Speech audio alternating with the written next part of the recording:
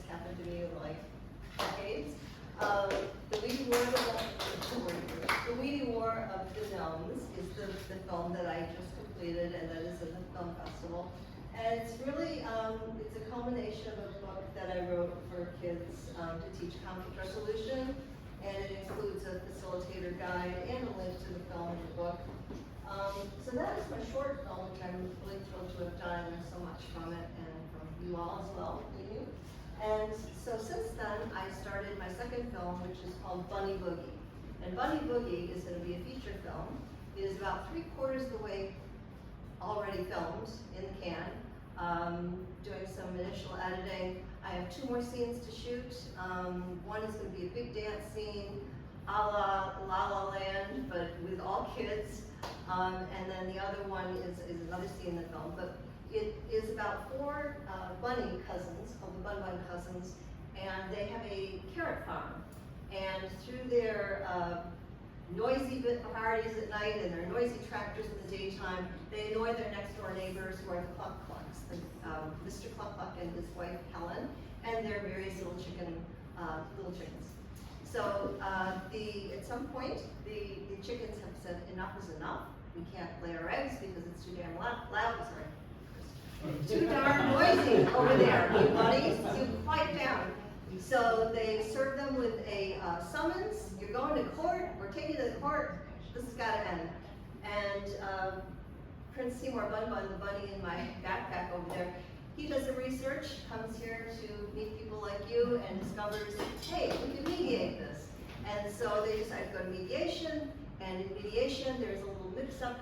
They each bring some different salads. The bunnies bring their carrot salad, and the chickens bring their egg salad. Accidentally gets mixed up by this little lobster, and they discovered, hey, carrot egg salad, this is like the new next thing, and now it's like a national treasure, and everyone loves it. Everyone's shopping for carrot egg salad, and they discovered that they really have more in common than they don't have. And the main character in that is just the mediator, Mr. Squirrely McSquirrel, who was in actually a brief cameo in New York. So they resolve things and all is well, and the bunnies learn how to resolve conflict, and they become friends. And there's various other neighborhood characters that come into play. And the best thing about the Bunny Boogie film and my Weedy War film is that they are zero budget films, cost nothing, because hey, my time is your time. And the only thing I'm hoping to do is get some money for some extra editing for Bunny Boogie.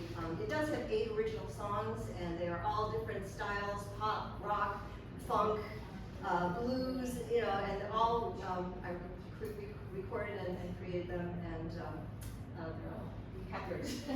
So let's roll the trailer, and then I'll just do a quick pitch check. It's 2 minutes.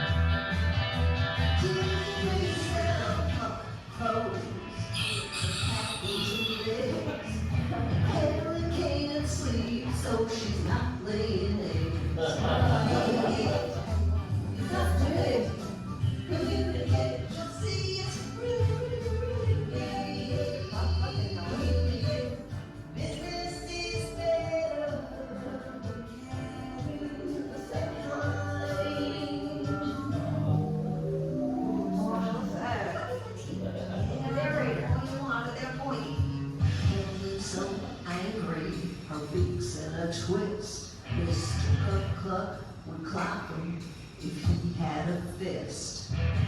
Try to be calm, proper, rational birds, but the bunny's noisy parties are clearly a absurd. In my head. From my rock video, Suckers.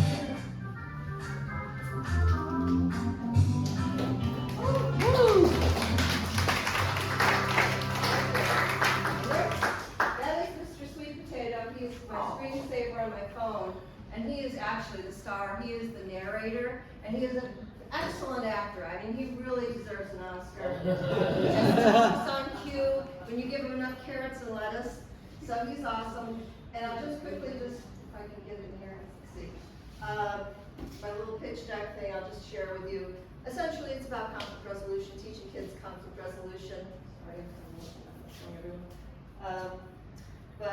It is basically a free, funded movie. It's, I'm just hoping to get some money for the editing and some expertise in editing. And then it will also have a link to a facilitation guide, which is helpful. The narrator, he is really super sweet. My grandkids love him the best, Mr. Sweet Potato. He actually does a film noir section where he's kind of like a little detective and set in the lush gardens and farm of Bun Bun Farms. The bunnies learn how to resolve conflict. They work way too much. It's also kind of a plea to kids to take more time and enjoy their lives. We don't want to create kids, and this is what I put in my rock video, which is we're creating a workforce, and we should be creating human beings. So that's about it. I have a link to all my songs are on SoundCloud.com, Rebecca-Starro. The 8 songs are there, and I think that's kind of it. It's about mediation, and I have a teaser link in the songs, and that's it. So have you probably thought about this, but have you thought about like doing TikTok videos of people dancing? Oh yeah, there should be clips of everything. Get down, get some market going. Clips of everything, and I do have a YouTube channel. I actually am collaborating with a group called the Rock Squad, which is not exactly what the stuff that I do. It's more like, kids and craziness and not cool, but I'm speaking with them about kind of teaming up on some marketing. They have 3.6 million followers, so I'm hoping to tap into that because I work with them pretty frequently, and that's about it. Oh, sorry. Quick question, yeah. What about, as a teacher years, that looks like it'd be perfect to put in with some educational curriculum. Because I work with those kids all the time, even as a substitute, and some of the stuff they have is not, yours is as good, if not better. So I'm watching. Yeah, thank you. And I tried that with Weeding War. I live in Florida, which Florida has a really interesting school system. They don't allow a lot of things. They are burning campuses over there in Florida. So, I think, nationally and internationally, working with schools, I think would be definitely a run for me. Not necessarily my home state, but yeah, definitely something I'd love to do. Great idea. I'll word it. Yes, for sure. Thank you. You're welcome. You got a YouTube link? Yep, we got it. Actually, if you can maybe scroll down a little bit, and I'll get the right there, the Jacques the So I got up one. Up one. Yeah, there, right there. So I've got 3 1-minute trailers. So this will be the first one.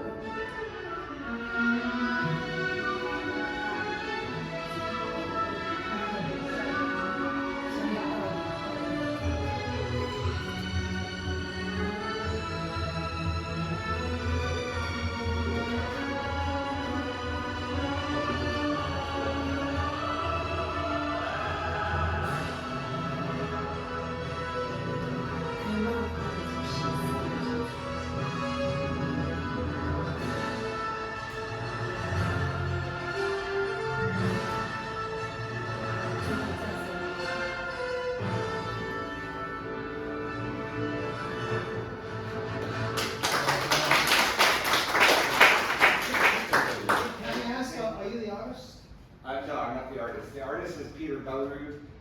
So he did the first 2 stories with me, and he actually was one of the lead storybook artists for Disney's Aladdin and Little Mermaid. So this is proposed, this animation. Yeah, so what my the next one, yeah, this one would be the next one. Yeah, perfect. Yeah, I'd like to get these fully animated. Oh, yeah. I like the beginning.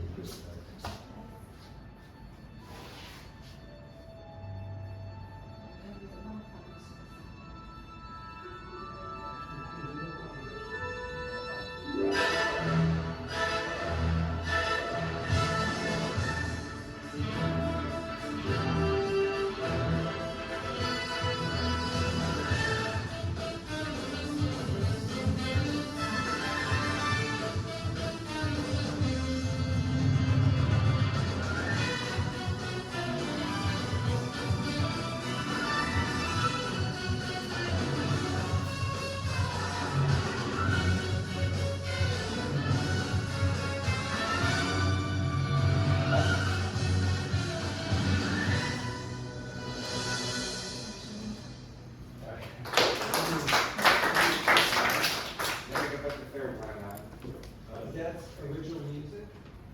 No, that was actually, I got that from, actually, I think it's, Not some dancing, yeah, you got. yeah, yeah, that one, trailer, yeah. This one? One up. This one? Actually, it's the same thing. No? Yeah, that's it. This one right Yeah, here? yeah. It's from, nothing.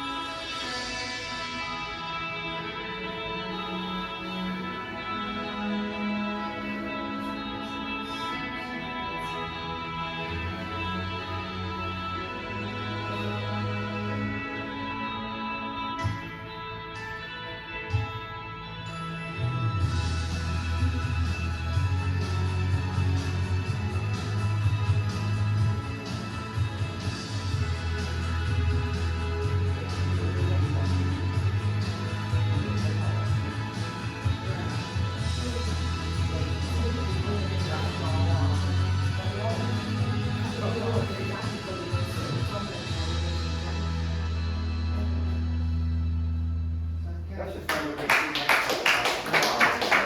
Actually, a quick question. So there's a lot of characters there, and I'm curious to know, did you relay the information to the artist, or did the artist create the character? I did full description of every single character. So you had them in your mind? Yeah, what they look every like. single character. Other than in the last film, there were some football scenes, and I did allow the new artist that we work with who did it digitally. I told him he could come up with a couple of just throw additional characters in there in the background that didn't have any roles. But I went through, when I first wrote the story in 2011, I was just actually at lunchtime, I was telling a couple of the guys that I just needed some sort of image to help me. And I went to Fiverr.com, and some lady, I think in the Philippines, she came up with a version. And I liked her background a little bit, but the characters I knew were not very good. But at least I had something that I could kind of hang my hat on. I did go through 5 different illustrators before I found Peter Bellerud, and then he was able to come up with the final versions of what Janga and Grandma and then all the other characters. It was very, very challenging to come up with a human character for him, though, and he's extremely talented, but the image that I wanted for Heidi, who was the first human character, that became very, very challenging, and because I wanted things done, a certain way that I had it in my head. And then when I cast all the characters, I had to close my eyes and listen to the voices because I didn't know what I wanted until I heard it. And so that was, we had hundreds of submissions for some of these characters, And it was very, very challenging to do. So as I mentioned in the panel earlier, for those of you there, the editor that I work with, his name is James Alberger, and he's got 11 Emmys for sound and editing, and he did a fantastic job in the films. These were just 3 trailers that I put together on my Apple iPhone, and just to come up with something that I would love to be able to get it fully animated. Our focus has been working on, even though I would love to do like faith-based projects as well. Yeah. But if I'm going to get into public school systems, there's absolutely no way that my project can be faith-based. But one of the football players that I really, really wanted, he was my hero when I was in high school for the Cleveland Browns, and he was the NFL's most valuable player in 1980, and he ended up playing quarterback in my film. So that's pretty cool. And then he said no at first. He only worked on a faith-based project. But he saw the trailer, and he saw a little bit about who we are and what we're all about, and he decided he would bend his rule and take on our Well, project. your messages are all extremely positive. Right. You don't have to say God or have Bibles, but all your messages are they're wholesome, they're good, they're kind-hearted, they're great. Great messages. Thank you, thank you. Listen, I noticed that there are more character building. It's more like character builder. Your stories are more character building, right? Like blackness and confidence and all this go get it. Right. So, yeah, so whatever circumstance you face, go on, do be your best. What inspired you about Yera? What inspired you about Yeri as a character? What inspired you? That's a good question. Because I mean, I would think about a bear or a deer or why a Yeti? I love the Yeah, end. it just, Everybody's got to love their. you see how tall I am, right? So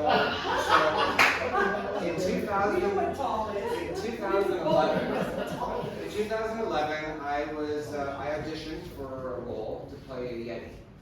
And this company were making a film, and it's called Abominable. It was just a short film. And they needed a father Yeti for the film. And so I auditioned for it. Now, I have a history. I have played I've gone to like birthday parties as Barney the dinosaur. I played Big Bird. I've been all the male Power Rangers. I was Batman. You know, I was under a whole bunch of Beast from Beauty and the Beast. And so when I went into audition, what they asked me to do, I was a natural already at it. So they hired me. They had to custom make the costume because what they thought that they were going to use, it wasn't long enough. So they custom made the costume, and then when we were all done, on the last day of filming, now I have a passion for dancing. I use dancing as a way to get past the problems that I dealt with when I was younger, of being bullied. And so in the last day of filming, I said, hey, because I just wanted something funny for YouTube. And I thought, hey, could you film me dancing in this costume? And they're like, sure, okay. So I danced to that song, Hungry Like the Wolf by Duran Duran. And so I'm dancing all my fancy dance moves, to it. And they were all busting up laughing. And then they asked, could we use this dancing Yeti footage in our ending credits? And so that was the very beginning of the Dancing Yeti.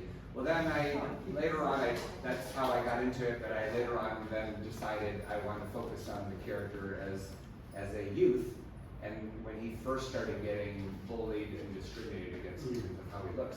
And what was really kind of cool that I never really knew at the beginning of all this, was that children all over the world can identify with the Yeti. If I had just put in like some other child, then tons of the population wouldn't be able to relate to them. So a Yeti, anybody can feel like, that's me, that's my story. And so it doesn't matter where they're from, they can all relate to this Yeti character. One more. Yeah. Is it TV show, movie, like what's the? So it is, the idea is, for right now, we've got, I would love to do a feature for it, and I could incorporate like all the stories into it. And so we actually had a group of investors that came in and they wanted to purchase the rights to make, a TV show out of it. And we met on Zoom, we talked to them, and they really had a good offer, but they wanted complete control over the character and what they were gonna be doing, and they had these cool ideas, it sounded cool. But my goal was I was building this curriculum for schools. Right. And I thought, you know what, I could take the money right now and just do something else. But I thought, you know what, I got a day job. I don't need their money, and I wanted to finish what I set out to do, and that was to create this great program, because there are children that are suffering, and so my program could definitely save some lives. You didn't care about the money, you cared about giving back and going to the Right, goals. yeah. So now that the curriculum is done, Yeah. and we actually had our pilot program with 90 students went through the pilot program in San Diego, and now we have over 300 students that are going to be starting the program in next month. Oh, nice. And so, we're hoping that's just going to explode to go all over the United States. But we have to be very careful because we're a very small crew. Yeah. We can only handle so much right now to get going. But I very much would love to be able to do full-on animation, and at this point, now that we're done with the curriculum, that would be at the stage that I would like to figure out how do we, where do we have to go and to get the financing, or to get the publication, or to get the right people in place that we can trust, that would actually do well and be able to make this into a film. You approach foundations, like, I used to be on board of the American Arbitration Association, had a charitable foundation that funded programs in schools and other things like that. And there's others, I mean, foundations are a really good source of funding for curriculum. Yeah, so I don't know if we wanna find the funding ourselves and find the animators to go ahead and make it all happen, or do we wanna go to a big production company and say, here you go, make this, to your next blockbuster. Yeah, but you got a production company will take it over, like, they'll take complete control, it might want to be something Different. instead of you gotta find out how to do it. Right, yeah, so it's exciting, I guess we've been. I'm sorry, you wanna go first, you wanna go first. 我能翻译一下，他说就是这个片子到底是是动画还是那个就是漫画，就是那个漫画书。 Yes, I'm glad you asked that question. They both asking, is this considered animation or is it like a book with like multiple pages playing fast? Oh, this? Like, okay, Yeah. so you'll see the movie tomorrow, and film tomorrow. And what we did with our editor is the film is based on all the images from the book. And so it's just scan, it's what's the term? Pan scan. Yeah. So it's pan and scan, some people call it the Ken Burns, but it's just focusing in and out. Now on the third book, because the third book was illustrated by, digitally illustrated. The first two were hand drawn by the Disney artist. And so now, a third film, we were able to do a few more things because things are in layers. So we could make a snowball go across the screen, and the football scene, there's the blimp that actually moves. So basically it is not really the animation, it's just drawing. Yeah, so we say it's animation style, but it really is just the drawings, and we're able to move the drawing around. The mouths don't move at all. It's just a narrator, right? A narrator stuff, and then you put the pictures of the events, right? Yes. She Is she going to?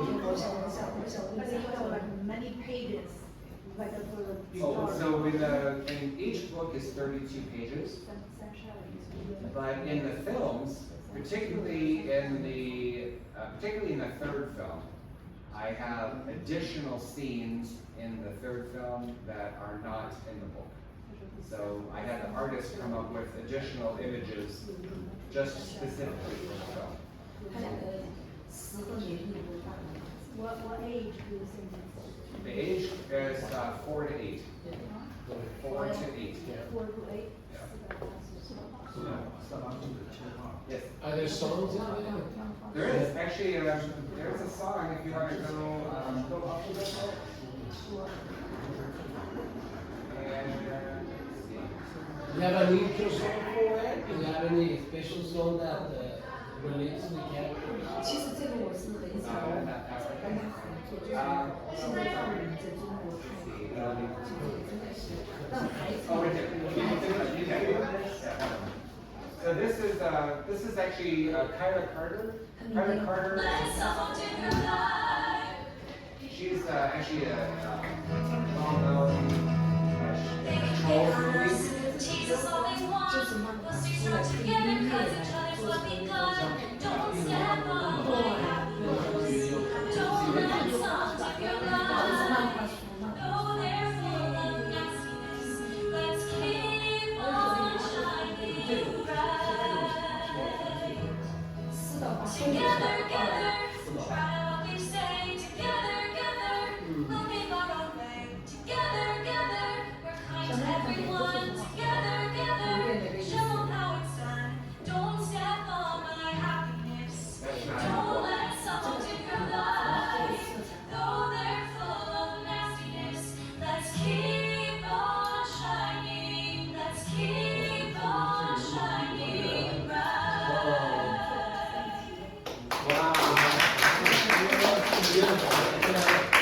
Because I used to be a school teacher back in the missionary work.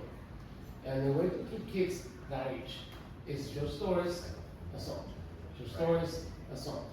And there's, I used to use things like that, with character builders. And I can share them with you, you can find them on YouTube. And they would talk Bible stories with every song. So I guess this is a good idea. But now, I have two questions because I really like the character.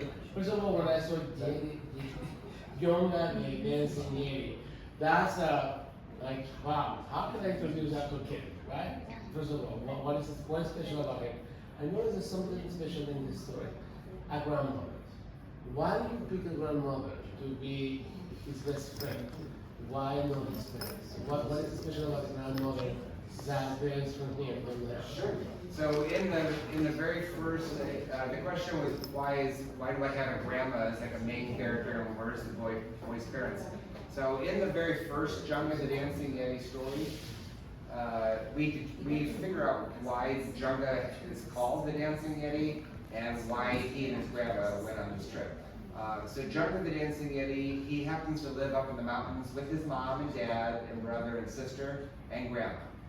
And they all live up in this mountain. Well, Junga has a problem where he can't handle the frigid cold of the mountain air where they live. So he's always shivering and dancing, trying to warm up. And so his sisters and brothers it drives him nuts because he's constantly dancing. And his mom thinks that it's really cute. She calls him her little dancing Yeti. Well, because he can't handle the cold air, Grandma has the idea that maybe she will take him for the winter months. She will take him to an area that's not quite as cold, so that he can be a little bit more happier and not have to deal with the frigid cold that he can't take there. So all of these stories happen during the winter months, when Grandma and Junga go to this other mountain that's not quite so cold. The idea is that in the spring, they will go back to where the rest of the family lives. Okay. So, but the grandmother has a special relationship with you as your development? Was your grandmother? Yes, like that? yeah. Was So, your grandmother like that? So Grandma, and I know where you're headed. So as most authors, writers, a lot of times we we interject some of our own lives into our characters, and that's exactly true. I have a very special relationship with my grandma. And my parents were there, you know, so it wasn't like I was gone. But I did have a very special relationship with my grandmother, and there are, throughout all three stories, I have different things intertwined. My father, who passed away, he saw the images of Junga and Grandma, but he passed away at the end of 2017. But I happened to have a voicemail saved with him asking me if I wanted to go to an Oktoberfest. And in the second Junga's book, and in the third one, there's an image of Grandpa Yeti, and that's actually, that Yeti character was designed after my father. And we actually used my father's real voice in the film as well. And I actually gave him an IMDb credit for it. So yeah, so he's immortalized in the second film, and it sounds like he's asking Grandma Yeti if she wants to go to the Oktoberfest. And there's a little flashback scene where you hear polka music, and they're both dancing together in that scene. And then Heidi's mom looks just a lot like my current fiance. So we do intertwine a lot of stuff in there, but anyway, but Junga's grandma did ask permission and thought it was a good idea to take Junga to another area to help him get over the fact that it's just too cold where they live. But the whole purpose here is that it's confidence, basically. It's building A lot confidence. of confidence, and I did intertwine songs in all three of the books. In the first film, it's really when Junga is captured by the condors and they put him in a cage, and it's a very, very sad moment. And I have a couple of nieces who are amazing singers, and one of them sang a very, very sad song where Junga is blaming himself. He doesn't know where Grandma is. He's stuck now in his cage, and it's all his fault. It's all because of him. And it's really, really a tender moment in this film. But then we have a happier song, you know, later on, and then in the second film, there's a good upbeat, happy song for, you know, friends getting together and all that stuff. So I want to do more and more of that too. So you're still looking for someone to promote it, right? Yeah, so we definitely want to get this, and I will tell you, it's been a whirlwind. We just formed our nonprofit a year ago. We just got our 501c3 approval, and so we've just been moving like gangbusters with the curriculum. Yeah. And but we definitely would like any connections that anybody has. You know, we would like to figure out a way to get this pushed forward. So, anyway, I don't want to take up all of your time. No, it's good. I'm sorry if I said, but it's just unique because a few people, especially adults, they take that time to show the kids the character building.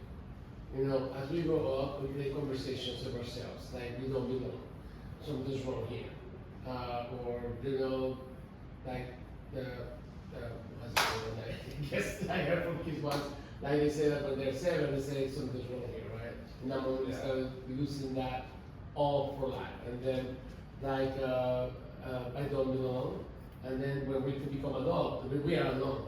That's the 3 conversations I guess most of us get to build, and I think stories help kids, right? But now, in your experience, is this the first time you show this? The first time you showed it, or you're going around the world? Oh no, yeah, these are on YouTube. All these 3 videos. Yeah, these are all on YouTube.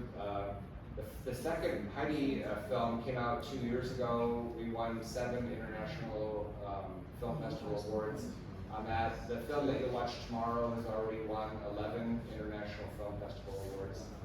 And so we want to keep plugging forward. And I would love to do a 4th, 5th, 6th, you know, and down the road as well, and just keep building up on it. But we have a feelings chart for the schools, you know, so kids can identify with some of the different feelings, and they're all images, 12 different images from 3 different stories. And so if a child has a hard time identifying how they feel, they can look at the feelings chart and see how they feel. Yeah, there's one of Grandma Yeti sitting in her chair and she's like sleeping, and that one's tired. And some parents funny said, "That's me." But anyway, it's great, it's fun, it's a lot of work, but you know, in the end, it's something where I've got a passion for, and. You can tell, yeah. Yeah. There you can tell, good. That's good, I mean, so you're gonna be carrying this football all the way, you know, using the football. Yeah. Or you're gonna be carrying this football all the way to the. Yeah, and I appreciate that, Yeah, that seems to be it, and a lot of it is about, you know, can you hype up what you're doing? Yeah. You know, because I believe in it. yeah, I mean, look, I've been hosting film festivals, like I said, for 13 years in Hollywood. But some of those film festivals that I host, sometimes we get just a tiny speckling of people that come in, right? But I don't mention that on Facebook when I post about it. I'll have my picture up there and it looks like it's like, oh wow, he's posting this film, whatever. Because it's about the image. I have to stay relevant. You know, I want people to think that it's exciting, and I want them to attach themselves to the things that I'm working on. But you can be the best singer out there, you can be the best actor, you know, but if you don't have the personality to be able to push it out there, I've been in sales my whole life. So that's a huge advantage because I know how to market, I know how to sell what I'm doing, and like, the fact that I got the mayor now involved in what we're doing in San Diego is like huge. We got 2 council members coming to our event on the 21st. That's huge. The mayor's office said, hey, we want to bring your program. They haven't even seen the program yet, right? They've just seen the synopsis. And they're like, hey, let's meet with you so we can bring your program into these schools that we're helping. So, I'm like, okay. You know those trailers that you just watched? So when we do the curriculum, it's five weeks in the fall, and then they watch the trailer for the next story. So then there's 5 weeks in the winter, and then 5 weeks in the spring. So the kids watch the trailer, and it gets them excited, thinking, oh, okay, here we're starting to learn a little bit more about, you know, this next story that's coming up. It's something they can take home, like, you know, take home so that they can watch it in their leisure, like on their phones or. So so actually that's actually a very interesting thing that I'm glad that you asked that question, because it's something that my partner and she and I have been wondering, because right now, like the films, all 3 of the films are available on our website for $4.99 to watch. Okay. Right? And so the big question that we're wondering is, should we keep it up there so that anybody can watch it? Because it is part of the curriculum. Right. It's like, is there any harm in making it there, you know, for anybody to I watch? think it's goodwill, because, you know, but sometimes you could have something that's goodwill, like they always say, give something of value away. Yeah. Because people are tired where they always feel like, what can you do for me? No, what can the opposite happen? What can you do that makes that person feel like you can share something? Yeah. And then they'll come with the other things. Yeah, as long as the kids know that it's there. Yeah. It's true. So- And then the second, to answer your question as well, in our curriculum, the 2nd and 3rd graders all get a copy of the book. Oh, no, So they get all 3 books, and then if they're in Southern California, because 4 of the NFL players live in Southern California, and of course I do. So if it's anywhere in Southern California, when the school finishes the program, we do a junket day. And so then we come out there and we invite the NFL players if they can make it, and then local sponsors as well that help make it a big event. And we make it a big event. We go there, we meet all the kids, and then they can bring 1 out of the 3 books. They can bring 1 of those, and then we'll go ahead and we'll autograph. Oh, my gosh. And then every day of the program, because it's 15 weeks, but it's just 1 day, 1 hour, you know, per week. Right. And there's a parent guide. And so the parent guide goes home with the child, and it talks about some of the important lessons that they learned from there. So you keep it paying forward. Keeps it forward, and there's a lot of learned behaviors that, you know, that children have, so we want to infiltrate the homestead to bring some of those. I can see you tailoring these to like very, very specific things that kids are going through. It doesn't have to be this. It's like, okay, there's one on anxiety, there's one on this, there's one on. Yeah. So there's a lot of role playing in, you know, in the whole program. There's role playing where the kids get to work with one another and figure things out. Right. There's crossword puzzles. You know, there's fun word searches. You know, stuff like that. That's easy and fun for them. Games like that as well to make it fun. It is. I think you're gonna go far with it. Hey,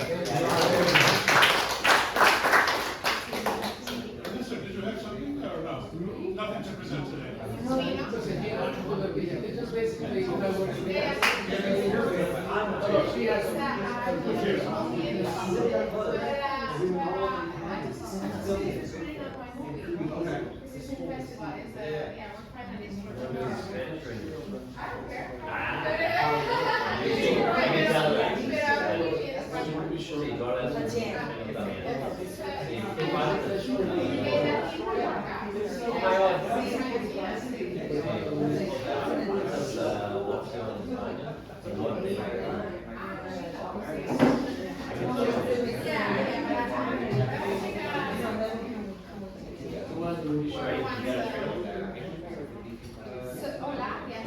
Get us a little trailer. I have the trailer, but nobody told me I could get it. Well, you get it on YouTube. Video, Los Angeles area. And it's my real name. Los Angeles, right. So let me put this here. When they say they're showing in Los Angeles. Yeah, I am really in Los Angeles. It's a video. Yeah. So I will What's that? So I finished this documentary, it's long, it's like from 4. Right. But my images are more like this. I like the concept in this. Thank you. So to develop a TV series, TV show. Right, right. Yeah, because I go to know me, I have a lot of kids on Cái đó thì nhiều thế thì tới môn buồn. and I have a Thì lot nó of môn material. thương nó sao?